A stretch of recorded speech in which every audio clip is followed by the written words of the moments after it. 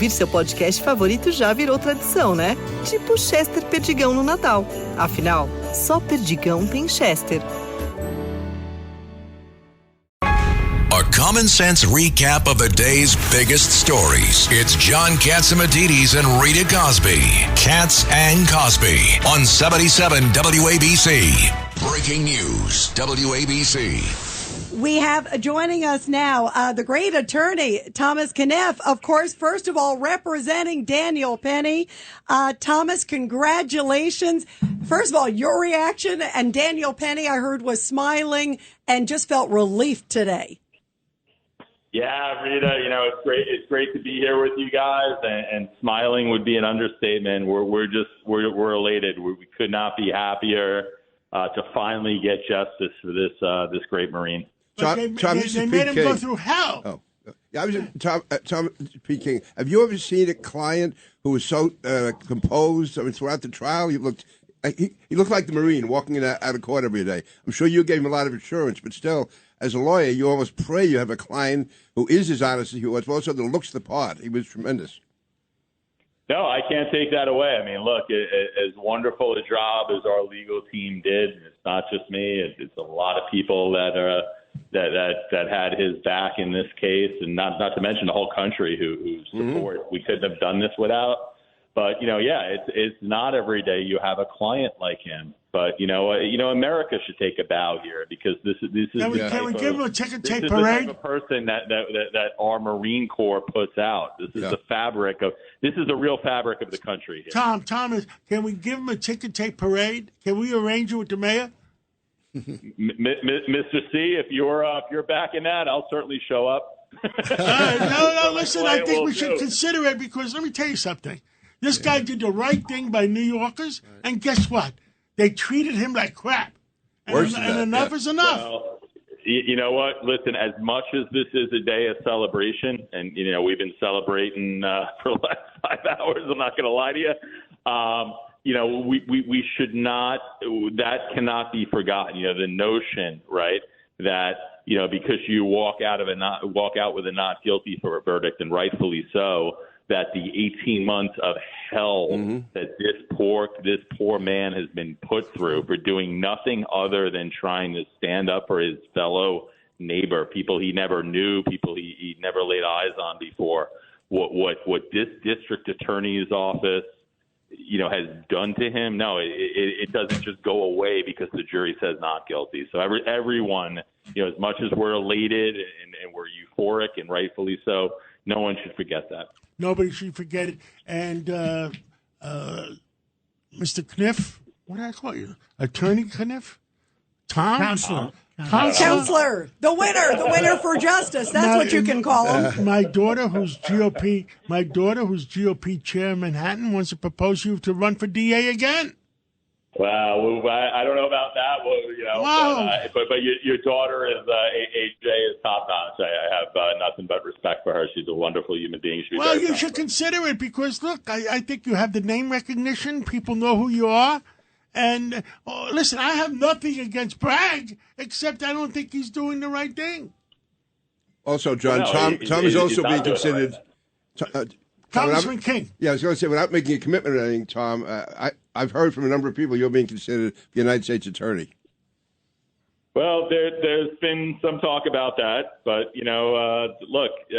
First of all, I'm humbled that my name would even be in that conversation. It's utterly humbling, and my dear late mother would be thrilled. But that's also a big commitment. So you won a historical case. You did, and you won it in New York. Let's not forget about that. It was a New York jury, and we've seen the way they've handled other cases. So you really, bravo to you and Steve Razor, and obviously to Daniel Penny. Everybody, we're doing an exclusive interview now with Thomas Kenniff, the attorney for Daniel Penny. They just won that huge case. Judge Weinberg. Tom, good to talk to you again. Number one, I want to congratulate you. Two, this is a case that never should have been brought. It should have been dismissed. In fact, Bragg should never have even presented this to the grand jury. That's my humble legal opinion. And number two, the fact that when he took the case last week and they dismissed the first count, the second-degree manslaughter, and then they then threw it back to the jury for the criminally negligent homicide. I think that was a bad legal judgment by Judge Wiley, and I think you had a winning issue on appeal on that as well. No, I agree. And look, I have a tremendous respect for Judge Wiley. It's not the first case I've tried in front of him. I was very happy when this case got assigned to him. And I told him this on the record, so I'm not saying anything I haven't said before. But what he did was unprecedented. I mean, there is no legal mechanism to allow a district attorney, a prosecutor, the Supreme Court of the United States has spoken on this, to dismiss a case or to dismiss a count once it's in the hands of the jury. So it was a very eyebrow-raising move. Look, obviously at this point, no harm, no foul. But it was a clear example of overcharging, Tom. Tom, do you have any idea, what's your best guess as to how come the jury acted so quickly today? After the trial went on for a while, and they really, I guess, within an hour, right? They made a decision. Yeah, I mean, I don't know. I mean, look, I thought the jury should have come back after 3 hours. I knew they were going to make it look like they were going to make it. They were going to take the case seriously and not going to come out back with a 5-minute verdict on a case of this import. I was surprised that it took them 4 or 5 days of deliberations. But we were surprised because we said, look, if they're hung on man 2, the top count, and someone thinks he's guilty on that, I don't know how, but they did.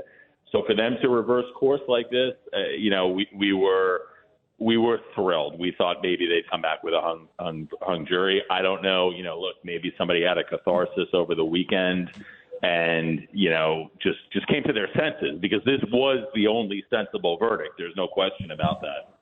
Yeah, I mean, we don't know, though, everybody right? on WABC was talking about it. Sid was talking about it this morning. We were talking about it. And I think the jurors finally realized that there's nobody supporting that guilty verdict. But it's interesting to what we're all talking about, because typically it looked like sort of a push by Bragg for a compromise verdict. And right, exactly absolutely. So it is stunning that they had some epiphany. No. I mean, there can be no question about. I mean, this was an attempt by a overzealous, unethical prosecution. I'm sorry, that's what it was. Don't be sorry. No one could read these transcripts and see what went on. I mean, listen, I've been doing this for 25 years, and I've never seen anything like I saw in this courtroom from any prosecutor anywhere. And I prosecuted cases in the military, federal court, all over the globe, and I've never seen anything like this.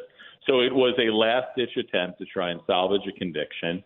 It didn't work. It should not have worked. It was an attempt to force a compromise verdict, which the highest court in New York State, the Court of Appeals in New York, the Supreme Court of the United States, says we don't do that. We don't compromise when you're dealing with a man's freedom. Well, so what's next for Daniel Penny? I'm curious, Tom, and also ticker tape parade. Yeah, other than the ticker tape, but what is next for him? He also has the civil suit from the family too. Yeah, well, good luck with that, because I got to tell you, we're gonna fight back on that. We're resourced, we're ready, and we're just not gonna let that happen. At least not sitting down. We have people there. It's grandstanding. Listen. You now want to profit from your estranged son's death when all the times where look, Jordan Neely's death was tragic. This doesn't change that, but the tragedy was a failure of the mental health system. The tragedy was a failure of the criminal justice system, not just to hold Jordan Neely accountable for his crimes, and there were many, but to protect him from himself. And now you're gonna stand up here on a soapbox, ghoulishly, and say, look, my son that I never had anything to do with in my life, that I never looked out for. Now I'm gonna see a payday. That's not gonna happen on Razor and Kniff's watch. I can assure you of that. So the same way we beat back possibly the largest and most well-funded district attorney's office in the United States, well, unfortunately his civil lawyers are going to be on the receiving end of the same type of defense. Well, bravo to you, first of all.